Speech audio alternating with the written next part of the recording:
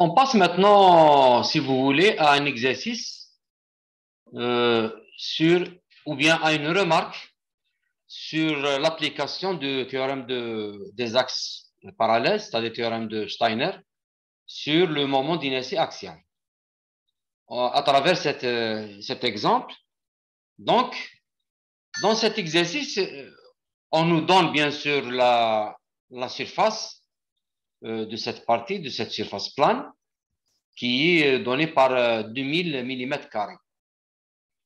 Le centre de gravité centroïde, il est localisé à ce point, au point C, et on nous donne comme donnée, dans l'énoncé, le moment d'inertie autour de l'axe X, c'est-à-dire le moment d'inertie, le moment quadratique de toute cette surface en bleu par rapport à l'axe X.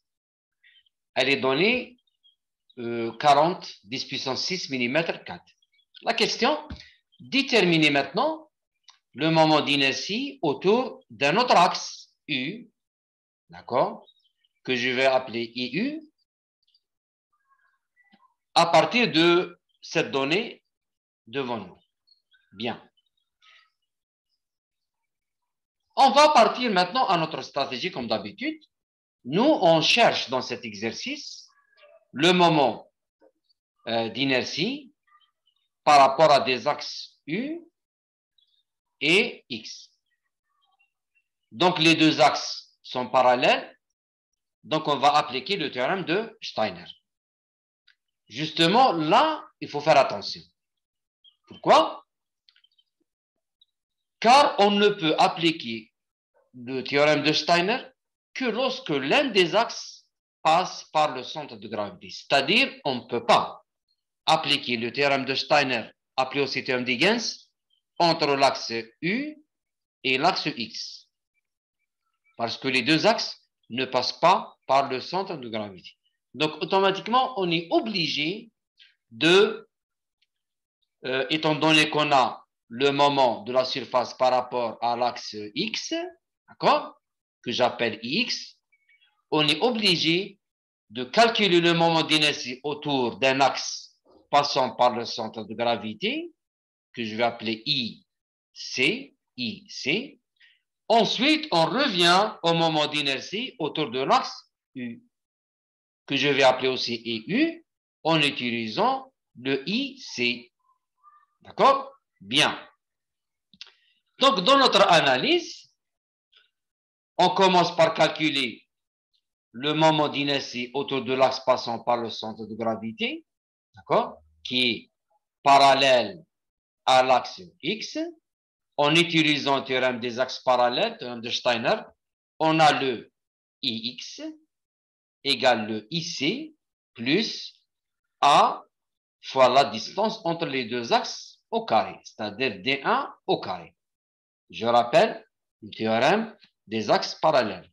Le moment d'inertie autour d'un axe quelconque, soit X par exemple, égale au moment d'inertie par rapport à l'axe passant par le centre de gravité, IC, plus la surface A, toute la surface A, fois la distance entre les deux axes au carré, c'est-à-dire D1 au carré. Moi, je suis en train de chercher, de calculer le IC, donc je tire IC à partir de cette équation. Donc, IC égale à IX moins A D1 au carré. Le X, c'est une donnée du problème, c'est 40 10 puissance 6. Je remplace, la surface c'est 2000 mm au carré et la distance c'est 90 mm au carré. N'oubliez pas, il ne faut pas utiliser des unités différentes. Là, on travaille, en général, on travaille avec les millimètres.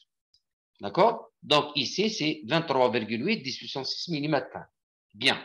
Donc, nous avons le moment d'inertie autour de l'axe qui passe par le centre de gravité. Là, une fois nous avons ce ici, le même théorème, c'est-à-dire le théorème des axes parallèles, nous permet de calculer le moment d'inertie autour de n'importe quel autre axe qui est parallèle à l'axe central.